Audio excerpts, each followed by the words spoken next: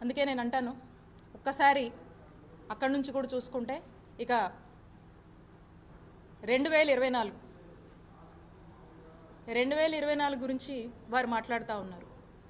2024లో ఏమైందనేటువంటి విషయం మీకు, వారికి, ప్రజలకు స్పష్టత ఇవ్వాల్సినటువంటి బాధ్యత నా మీద ఉంది. అయితే 2024లో ఇక్కడ 2019లో నేను పోటీ చేసి ఎప్పుడు వైఎస్ఆర్ కాంగ్రెస్ పార్టీ ఇక్కడ గెలవట్లేదు. మా నాయకుడు దీవెనలతో, మా వైఎస్ఆర్ కాంగ్రెస్ పార్టీ కార్యకర్తలు నాయకుల కష్టంతో, ఇక్కడ ఉన్నటువంటి ప్రజల దీవెనతో ఇక్కడ వైఎస్ఆర్ కాంగ్రెస్ పార్టీని గెలిపించుకోవడం జరిగింది మొదటిసారిగా.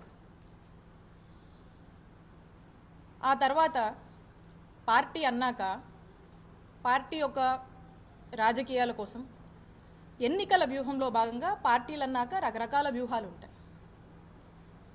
సో రకరకాల పర్మిటేషన్స్ అండ్ కాంబినేషన్స్ని పార్టీ ట్రై చేస్తుంది.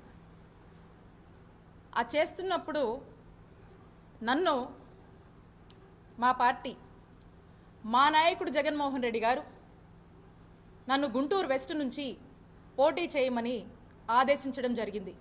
క్రమశిక్షణ కలిగిన వైఎస్ఆర్ కాంగ్రెస్ పార్టీ కార్యకర్తగా నేను వారి మాటే శిరోధార్యం అనుకొని ఎదురు ఏమీ మాట్లాడకుండా నేను ఆ మాటని, ఆ ఆదేశాలని పాటించి నేను నా బాధ్యతగా నాకు ఇచ్చినటువంటి గుంటూరు వెస్ట్కి వెళ్ళి నేను పోటీ చేయడం జరిగింది. మీ అందరికీ తెలుసు గుంటూరు వెస్ట్ గురించి. ఏ రోజు గుంటూరు వెస్ట్లో వైఎస్ఆర్ కాంగ్రెస్ పార్టీ గెలవలేదు. వరుసగా మనం ఓడిపోతూ వస్తున్నాము. ఇక్కడ కూడా వరుసగా మనం ఓడిపోతూ వస్తే ఇక్కడ ఒక గెలుపు బావుటాన్ని మనం ఇక్కడ ఎగిరేసాం. అక్కడ కూడా గుంటూరు వెస్ట్ని ఎలాగైనా సరే పార్టీని స్ట్రెంగ్తెన్ చేయాలి, అక్కడ కూడా మనం గెలుపు కైవసం చేసుకోవాలనే ఒక ఆలోచనతో పార్టీ ఏదైతే ఆదేశించిందో ఆ యొక్క బాధ్యత మీద నేను గుంటూరు వెస్ట్కి నేను వెళ్ళి పోటీ చేయడం జరిగింది.